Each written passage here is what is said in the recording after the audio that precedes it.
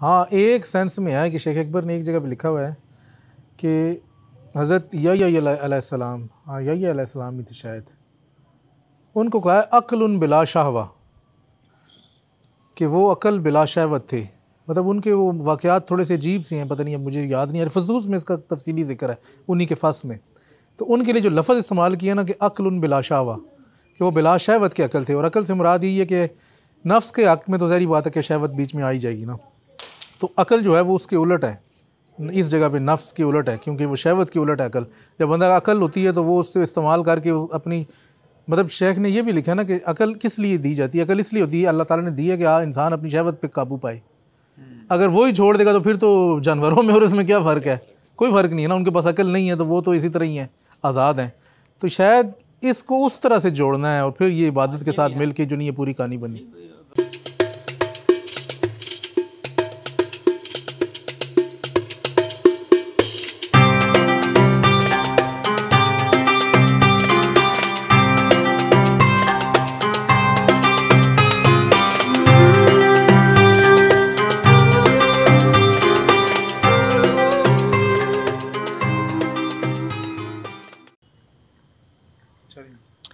औज़ुबिल्लाहि मिनश्शैतानिर्रजीम बिस्मिल्लाहिर्रहमानिर्रहीम।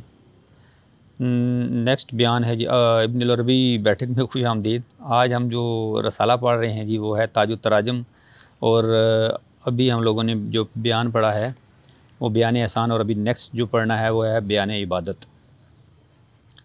लतीफ़ा हक़ के लिए ज़िक्र और पुकारना है, इसी तरह कुलूब के लिए भी ज़िक्र और पुकारना है। अगर तूने हक़ का ज़िक्र किया तो उसने तेरा ज़िक्र किया। अगर तूने उसे कहा ए रब, उसने तुझे कहा ए बंदे। अगर तूने उसे कहा मुझे अता कर, उसने तुझे कहा मुझे अता कर। सो ज़िक्र या पुकार में से जो चाहे इख्तियार कर, पुकारना उसका ये कौल है, तुम मेरा अहद पूरा करो मैं तुम्हारा अहद पूरा करूँगा। और ज़िक्र उसका ये कहना है, तुम मेरा ज़िक्र करो मैं तुम्हारा ज़िक्र करूँगा।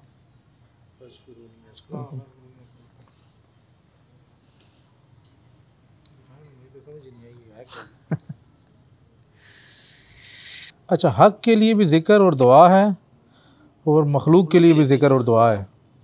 अगर तू हक़ का ज़िक्र करेगा तो हक़ तेरा ज़िक्र करेगा। हदीस कुदसी मशहूर है ना कि जो तुम मेरा ज़िक्र करो मैं तुम्हारा ज़िक्र करूँगा। हाँ, ये तो आयत है ना, फ़ज़्कुरूनी अज़्कुरुकुम। लेकिन हदीस में भी है कि अगर कोई बंदा तन्हाई में अपना अल्लाह का ज़िक्र करता है तो अल्लाह ताला तन्हाई में उसका ज़िक्र करता है। अगर कोई बंदा किसी मजलिस में अल्लाह का ज़िक्र करता है तो अल्लाह ताला उससे बेहतर मजलिस में उसका ज़िक्र करता है। हदीस मौजूद है ये। तो शायद इस वजह से वो कहा ना कि अगर तूने हक़ का ज़िक्र किया तो हक़ ने तेरा ज़िक्र किया। अगर तूने उसको कहा तन्हाई में नहीं, वो इस तरह से मेरा ख्याल है तुम तन्हाई में जब उसका जिक्र करते हो वो महफिल में तुम्हारा जिक्र करता है, इस तरह से बेहतर में है। तन्हाई में तन्हाई है, महफिल में बेहतर महफिल है।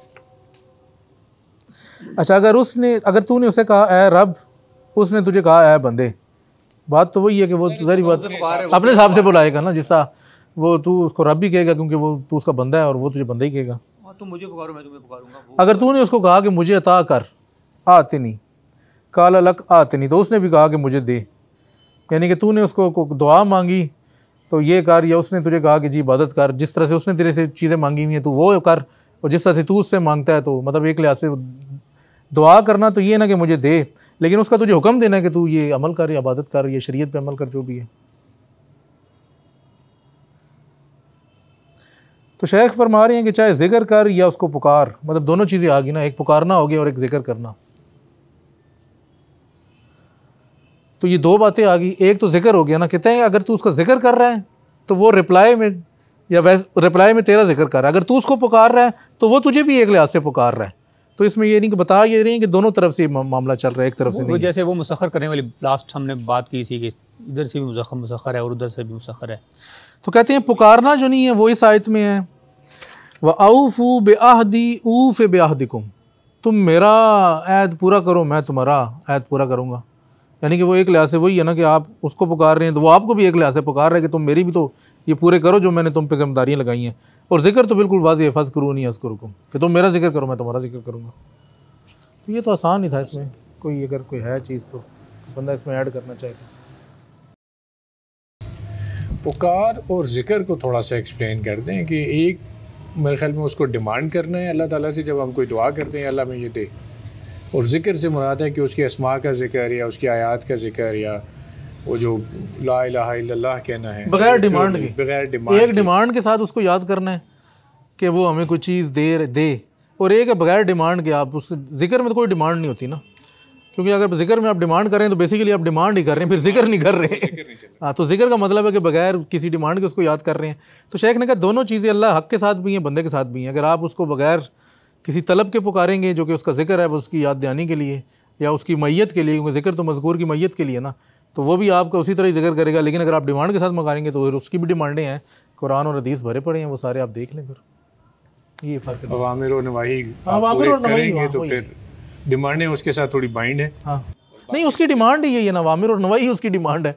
उसने आपसे यही मांगा है तो बस आप करें, और आप उससे जो भी मांगते हैं वो तो आपको पता ही है क्या मांगते हैं।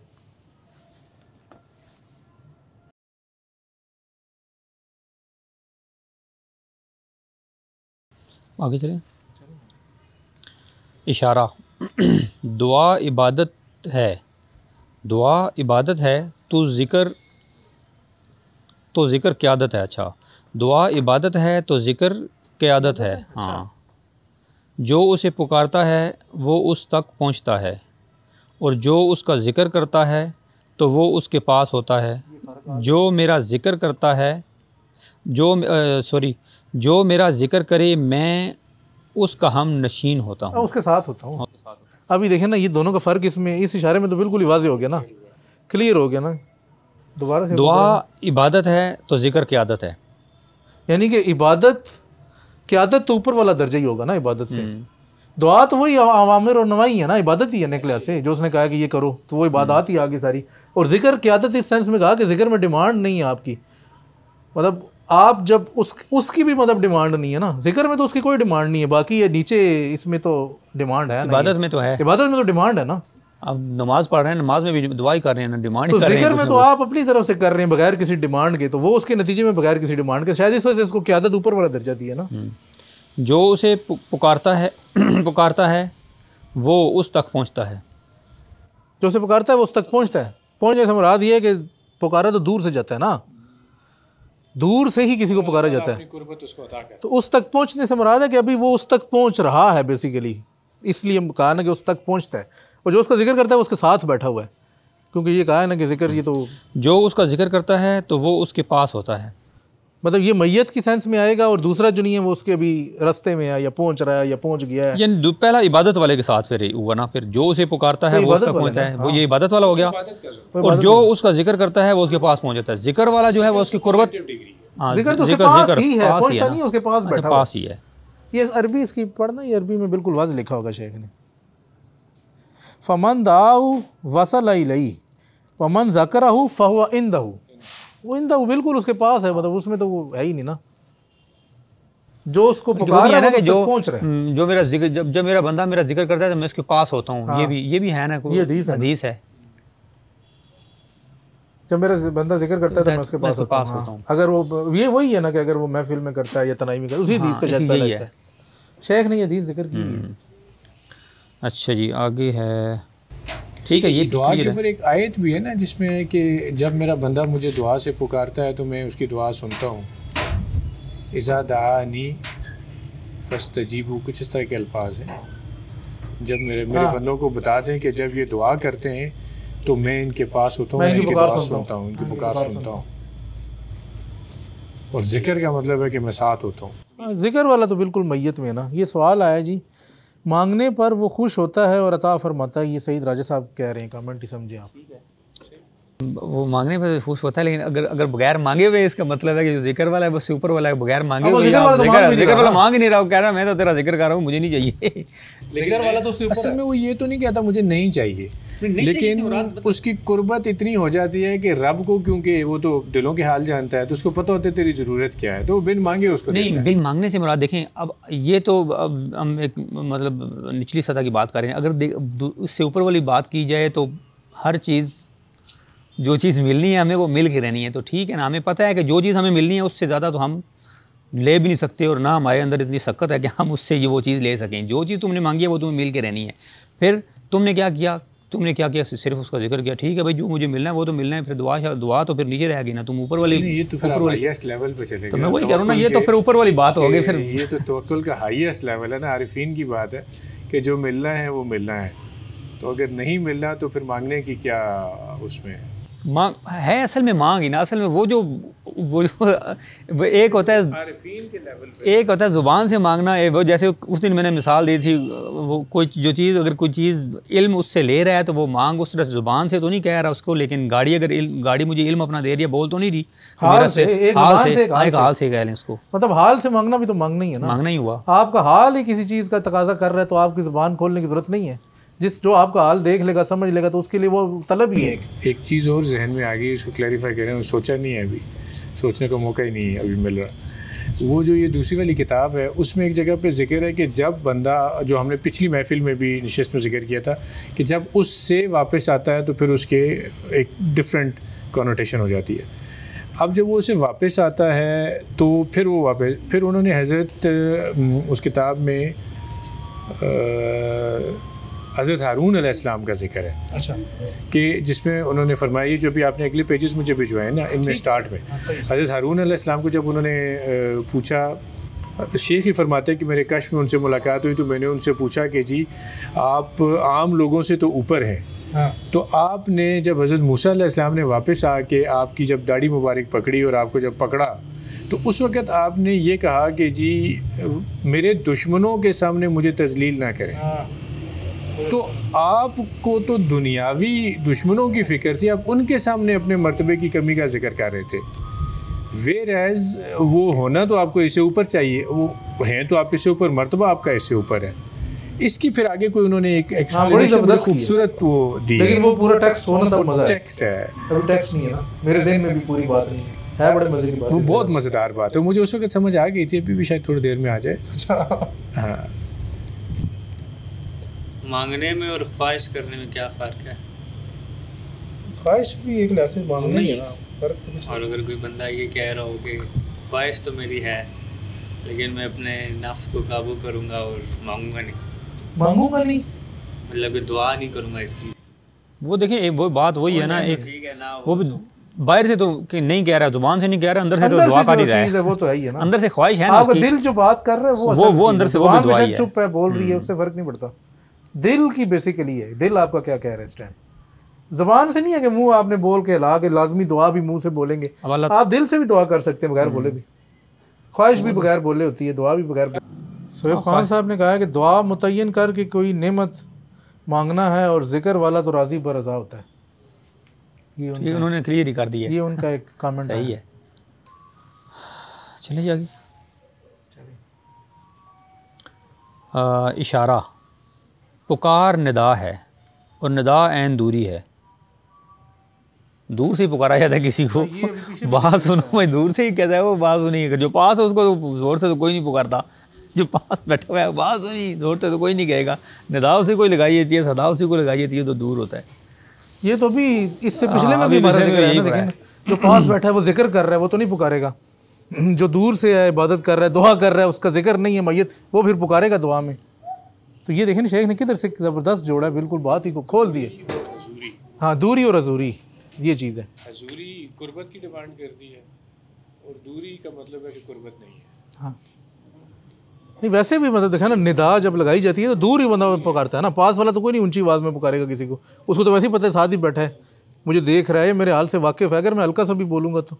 लेकिन अगर जो दूसरा है उसको तो क्या कहते, दूर है, मुझे दूर से आवाज़ ऊंची लगानी पड़ेगी। ठीक है जी। इशारा, तेरे नफ्स का तुझ पर हक़ है और तेरी अकल का भी तुझ पर हक़ है, अपनी अकल का हक़ अदा कर और अपने नफ्स का हक़ जन्नत के लिए छोड़ दे, ना कि अकल के लिए। बस समझ नहीं है अकल से शॉर्ट सा है, नहीं है ठीक है, अकल से मुराद समझ नहीं है। नहीं असल में पढ़ा थोड़ा सा तेज़ है, शायद इस वजह से समझ उस तरह से प्रॉपर यही है। पढ़ें जी दोबारा, सब देखते हैं इसको। जो बंदा पढ़ रहा होता है ना खुद, वो उतनी उसका माइंड उधर पढ़ाई की तरफ ज़्यादा होता है, तो दूसरा अब ये पढ़ेंगे हो सकता है कोई चीज़ आए। अच्छा जी, तेरे नफ्स का तुझ पर हक़ है और तेरी अकल का तुझ पर हक़ है। अपनी अकल का हक़ अदा कर, अकल का हक़ अदा कर और अपने नफ्स का हक़ जन्नत के लिए छोड़ दे, ना कि अकल के लिए। अच्छा, इसमें जो ये हाशिया लिखा हुआ है अरबी में, आई उकीम अल हक़ का अला अक्लिक, यानी कि अपनी अकल पर हक़ कायम कर और अपने नफ्स का हक़ जो है वो जन्नत के लिए छोड़ दे, लाल अक्लिक, अपनी अकल के लिए। अकल से क्या मुराद है, ये कोई वाज़ेह हो तो बात खुले ना। अकल से इस जगह पे क्या मुराद हो सकती है? नफ्स का तो समझ में आ गया, नफ्स का तो वही समझ में आई ना कि जिस तरह जन्नत में नहीं, तफक्कुर तो नहीं है। यहाँ पे रह के तो सोच विचार कर, जो नफ्स का हक़ है वो जन्नत के लिए छोड़। नहीं, नफ्स की तो बात समझ में आ गई ना सारी। नफ्स से मुराद ये है कि अगर तेरी दुनिया में ख्वाहिशें हैं कि मुझे ये भी मिले, ये भी मिले, ये भी मिले, तो शेख कह रहे हैं कि वो ज़ाहिर बात है कि जो यहाँ पर भी मिलेगा तो वहाँ के दर्जात में कमी हो सकती है, तो इस वजह से कह रहे हैं कि यहाँ के लिए छोड़ेगा तो वहाँ तो छोड़ेगा तो उधर तो पक्के, वो तो ठीक है ना, मतलब वो तो मिलना ही मिलना है, ये तो बात वाज़ेह होगी। लेकिन ये नहीं समझ में आ रही कि इसमें अकल से क्या मुराद है कि तेरी अकल का तुझ पर हक़ है। और हाँ, एक सेंस में है कि शेख अकबर ने एक जगह पे लिखा हुआ है कि हज़रत यहया अलैहिस्सलाम, हाँ यहया अलैहिस्सलाम ही थी शायद, उनको कहा है अक्ल बिला शहवा, कि वो अकल बिला शहवत थे। मतलब उनके वो वाक़यात थोड़े से अजीब से हैं, पता नहीं, अब मुझे याद नहीं आ रहा, फसूस में इसका तफसीली ज़िक्र है उन्हीं के फ़स में। तो उनके लिए जो लफ्ज़ इस्तेमाल किया ना कि अक्ल बिला शहवा, कि वो बिला शहवत के अकल थे। और अकल से मुराद यही है कि नफ्स के हक़ में तो ज़ाहिर बात है कि शहवत बीच में आ ही जाएगी ना, तो अकल जो है वो उसके उलट है, इस जगह पे नफ्स की उलट है, क्योंकि वो शहवत की उलट है अकल। जब बंदा का अकल होती है तो वो उससे इस्तेमाल करके अपनी, मतलब शेख ने ये भी लिखा ना कि अकल किस लिए दी जाती है? अकल इसलिए होती है, अल्लाह ताला ने दी है कि इंसान अपनी शहवत पे काबू पाए। अगर वो ही छोड़ देगा तो फिर तो जानवरों में और उसमें क्या फ़र्क है? कोई फ़र्क नहीं है ना, उनके पास अकल नहीं है तो वो तो इसी तरह ही हैं, आज़ाद हैं। तो शायद इसको उस तरह से जोड़ना है और फिर ये बात इसके साथ मिल के जो नहीं ये पूरी कहानी बनी। ये भी हो सकता है कि जैसे अभी अब्रार साहब ने कहा है कि मुखालफत में, मतलब जैसे अकल है ना, नफ्स को हमने अपनी अकल से ही सोचेंगे ना, हम अपनी अकल से सोचेंगे ये जो नफ्स है, जो ख्वाहिश कर रहा है इसको मैं ना पूरी करूं, क्योंकि अगर मुझे ये मेरी ये ख्वाहिश यहाँ पूरी हो गई, यहाँ पूरी करूंगा तो जन्नत अगला मेरा मसला हो जाएगा। तो बेहतर ये है कि आगे के लिए करूँ, यहाँ पर इसका हक छोड़ूँ और आगे जन्नत के लिए, मतलब ये भी नहीं कहा कि अकल के लिए, आगे कहा कि जन्नत के लिए, इसके नतीजे में रखता अल्लाह। क्योंकि वही बात है ना, देखें पहली बात जैसी शायद भाई ने की कि इबादत जो है वो अकल से ही की जाती है। कोई भी इंसान अकली तौर पे सोचेगा ठीक है ये इबादत है, कोई जिक्र अज़कार करेगा, वो अकल होगी तभी करेगा ना, बेकल आदमी या शऊर जिसको नहीं है वो तो नहीं कर सकता। तो नेक्स्ट स्टेज फिर आ जाएगी उसकी कि अकल की और नफ्स की मुखालफत में, फिर वो सोचेगा कि नहीं, अगर मैं सारी मेरी ख्वाहिशात जो नफसानी ख्वाहिशात है अगर मैं यहाँ पे पूरी कर लूँगा तो जन्नत में मेरा कोई मुकाम नहीं है। ये असल में ये स्टेजेस आ गई ना। नुक्ता इसमें ये है कि ख्वाहिशात पूरी करने में भी उसमें फ़र्क, कि फिर बंदा जायज़ और नाजायज़ की तफरीक छोड़ देगा ना, ये असल पॉइंट है। अगर वो छोड़ दी तो फिर मसला है, अगर जायज़ के तहत रह रहा फिर तो पूरी होंगी भी नहीं, और जितनी चलो वो तो एक लिमिट आ गई। अगर बंदा कहे कि जी मैंने अल्टीमेट ठीक है जो भी जाए भाड़ में, मैंने तो ये हासिल करना ही करना है, यानी कि ना बीच में हक रहा, ना कोई जायज़ चीज़, ना मतलब वो हर तरह से उसी के पीछे लग गया, तो वही नवाही अक्ल इस्तेमाल करके अवामिर और नवाही के अंदर फ़र्क करना, और जिस चीज़ से रोका गया है वो ज़ाहिर है नफ्स के लिए ही रोका गया है, कि उसमें अगर आप जाएंगे तो आप नफ्स की ख्वाहिश पे जाएंगे, और नफ्स शैतान के उसमें है तो आप शैतान के रास्ते पे चल पड़ेंगे, उसको रोकेंगे दुनिया में। अकल को इस्तेमाल करके जो अहकामात दिए गए अवामिर करने वाले काम वो करें, उसमें भी वैसे नफ्स तो आता है किसी हद तक। फॉर एग्जाम्पल सफाई सुथराई है, वो बात वही आ गई ना कि जो ठीक काम है करने वाले, जो ठीक काम करने वाले वो तो करने हैं ना, जो नफ्स वो करने हैं, और वो नफ्स की उसमें शमूलियत है। लेकिन जिनसे रोका गया अकल से वो सोचना है और उससे नफ्स को रोकना है। नहीं, असल में मैं जैसा आप थोड़ा सा खुल के बात वाज़ेह हुई है ना, वो ये है कि मतलब मिसाल से इसको देखते हैं कि एक बंदे की कोई भी ख्वाहिश है, कोई भी ख्वाहिश हो सकती है कि मैंने ये चीज़ हासिल करनी है। अब उसके हसूल के ज़राए में जायज़, जो शरीयत ने जायज़ ज़राए बताएं वो भी हो सकती हैं, और ज़ाहिर बात है उसके अलावा भी ज़राए हो सकती हैं कि जो नाजायज़ हैं। लेकिन बंदा किसी तरह गज़ब करके, मतलब किसी का माल गस्ब करके कोई चीज़ ले सकता है, किसी को कत्ल करके कुछ ले सकता है, और 100 तरीके हैं ना। तो अकल जो होती है वो उसको बताती है कि जी ये जायज़ है, इस तरह से इसके तहत तुमने चलना है। तो फिर वो फौरी तौर पे तो फिर वो चीज़ हासिल नहीं होती नफ्स को। देखें ना कि अगर आपको पता चल गया कि जी आपने ये जायज़ तरीके से कोई भी चीज़ हासिल करनी है, उसके लिए आपको एक लंबी स्ट्रगल करनी पड़ सकती है। तो हो सकता है एट दी एंड फिर भी ना आपको मिले। तो नफ्स का एक हक, शेख ने कहा कि नफ्स का एक हक है इस सेंस में कि नफ्स चाहता है कि जी मुझे ये ख्वाहिश मिले, और ये कहते हैं ये उसका हक है। नहीं मतलब हक भी शेख ने कहा, क्योंकि इसी वजह से कहा ना कि फिर वो जन्नत में मिलेगी, उसको मिलेगी तो सही क्योंकि ये उसका हक था, लेकिन फ़िलहाल उस पर वो जो एक रोक लग गई ना, शरीयत की रोक कह लें जो भी कह लें, उसकी वजह से उसको उसके हक से महरूम किया जा रहा है नफ्स के। तो शेख कह रहे हैं कि जब नफ्स को उसके हक से महरूम किया जा रहा हो तो फिर अकल को ना छोड़ो। ये ना हो कि तुम फिर नफ्स के पीछे चलोगे, नहीं जी इसका हक मैं दिला के ही रहूँगा, अकल को छोड़ दोगे तो फिर तुम्हारा आगे मसला आ जाए। मेन बात ही वो शरीयत है, शरीयत ही वो रोक है जिसकी वजह से हमने उस पर काबू पाना है। दोनों वो दोनों जो रास्ते हैं वहीं से हमें मुतय्यन होंगे कि जो नफ्स वाला रास्ता नफ्स है तो यूज़ तो हमने करना ही करना है ना, नफ्स इस्तेमाल तो होगा ही ना। नफ्स के साथ ही हमने ये डिसाइड करना है कि ये वाला जायज़ काम है, ये वाला गलत काम है। ये तो ये इसी मेरे बात वाज़ेह हो गई है। ये इससे ये मुराद है। उसकी वजह ये है कि शेख ने अपने कलाम में अकल को जो है ना, जो अकल बिलाशावा का मैंने जो इस्तिलाह इस्तेमाल की है ना, वो एक जगह पे नहीं लेके आए, ये ज़्यादा जगह पे ले गए। इससे वो इन दोनों को एक दूसरे के मुतज़ाद भी लेते हैं, क्योंकि एक तो वो जनरल अकल है ना जिस तरह हम उर्दू में समझते हैं तफक्कर करना, लेकिन शेख के कलाम को उन्हीं की इस्तिलाहात में ही देखना चाहिए और तभी बात खुलती है फिर। तो ये उस सेंस में इसी वजह से फिर ये, और यहाँ पर जो नफ्स के मुकाबिल लेके आए हैं तो उसका मतलब है कि मुकाबिल ही लेके आए हैं। वही होगा ना, मतलब जो इनिशियल स्टेज है वो यही है कि अकल से सोच के बाकी इबादत वाला मामला जैसे हमने जोड़ा उसको, फिर नेक्स्ट आ गया वो नफ्स वाला, और वो दोनों मुखालिफ हैं, नफ्स और अकल एक दूसरे के मुखालिफ हैं। फिर तीसरा हम लोगों ने ये बात की कि अगर दो नफ्स जो है, अगर हम कहें कि नफ्स के साथ ही है बाकी सारी चीज़ें भी, अच्छा भी और बुरा भी, फिर हमने अगर वो अच्छाई वाली साइड पे, फिर वो शरीयत बीच में आ जाएगी। शरीयत की जो रोक है उसके मुताबिक अगर काम करेंगे तो वो बेहतर होगा, अगर नहीं करेंगे तो फिर मामला ख़राब होगा। बस इतनी सी बात है। ठीक है जी, अगला पढ़ें। लतीफ़ा, अगर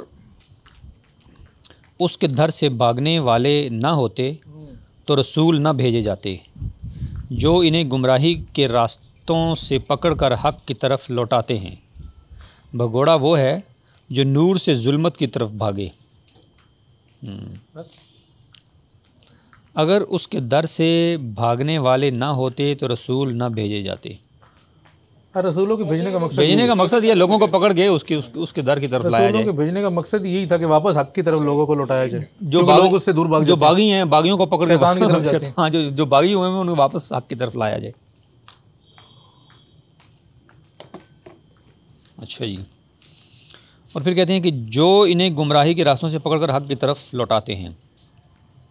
भगोड़ा वो है जो नूर से जुल्मत की तरफ भागे। भगोड़ा उसी को ये कहते हैं कि नूर से मुराद हक है, जुल्मत से मुराद हक की तरफ, हक को छोड़ के शैतान की तरफ जो भाग रहा है, जो बातिल कह लें। तो वैसे वाज़ेह था, इसमें कोई इतनी वो। ठीक है जी, ये वाला जो बयान है, बयान इबादत भी हमारा ये कंप्लीट हो गया। टाइम क्या हो गया? 10:10 हुए हैं। कितना अगला देख लो, छोटा ही ज़्यादा। अभी टाइम तो है, वैसे मौसम भी है, थोड़ा कर लेते हैं। चलो कर लेते हैं, कोई मसला तो नहीं। एक और कर लेते हैं, अभी 1 मिनट का वक्फा ले लेते हैं ना। चलिए एक आध मिनट का वक्फा करते हैं जी। इसके बाद कोई सवाल है? ये जो बयान इबादत हम लोगों ने पढ़ा है इसके बारे में, तो वो सवाल करें ताकि फिर इसका जवाब देके तो नेक्स्ट जो बयान है वो पढ़ें।